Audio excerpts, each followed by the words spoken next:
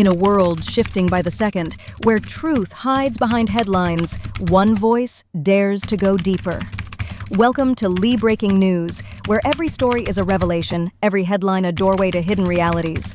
This is not just news, this is vision. This is the voice of the times.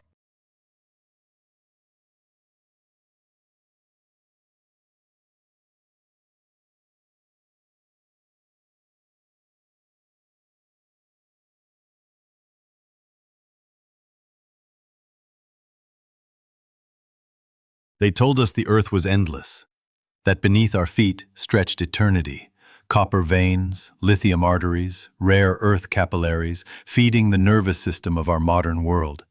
But they lied. The earth is not infinite. It remembers, and it is growing tired. Today, two titans speak not with words, but with silence dressed in tariffs, with satellites pointed not to the stars, but toward each other's shadows. The United States and China do not clash on battlefields with drums and banners. They duel in data, in debt, in minerals carved from the bones of forgotten mountains. This is not a trade war. This is a war of timelines, a collision of destinies. One empire descending from steel and coal, trying to digitize its memory into a future it no longer understands. The other, rising from dynasties and revolutions, building algorithms atop history like scaffolding on a sleeping giant. And in the middle, the earth bleeds. They call them critical minerals, lithium, cobalt, rare earths, but what they really mean is power. Because the future is not powered by oil anymore, it is powered by silence. Silent batteries, silent drones, silent decisions made in the quiet hum of server rooms where no flags fly but kingdoms are built. Yet we chase it. We mine more, dig deeper, strip faster, trade faster, all while pretending we are progressing. But progress is not the speed at which we move. Progress is the depth at which we understand. And so we run, not toward the stars, but toward the mirror. And in that mirror we see a strange reflection. A species that once worshipped sun and storm, now worshipping chips and chains. Chains of supply, chains of command. Chains of logic so narrow they no longer make room for meaning. We pretend this is economic strategy. It is not. It is spiritual drought. Because when nations fight for minerals, they are not just fighting for hardware. They are fighting for identity, for narrative, for the right to decide what the future looks like, and who will own the silence of that future. The showdown between America and China is not new. It is ancient. It echoes in every empire that ever rose and mistook its peak for permanence. It whispers through Rome, through Athens, through Mongol thunder and British fog. It asks the same question over and over. What happens when a tool becomes a temple? When technology becomes theology? When progress becomes possession? Today, it is rare earths. Tomorrow, it is consciousness. Because the real war isn't for minerals, it is for minds. We are building a planet where control is no longer enforced by armies, but by scarcity. Scarcity of thought, scarcity of truth, scarcity of silence. The minerals are not just inside the earth anymore. They are inside us. We are being mined. Our attention, our emotion, our allegiance. Each notification a shovel, each algorithm a pickaxe. America believes in freedom. China believes in order. But both forget that belief without balance becomes blindness. And blindness, in the age of AI and quantum hunger, is extinction. We call it competition, but it is choreography. A dance choreographed by forces older than politics. Greed, fear, memory, myth. Both nations move in tandem, pretending to resist, but secretly needing each other.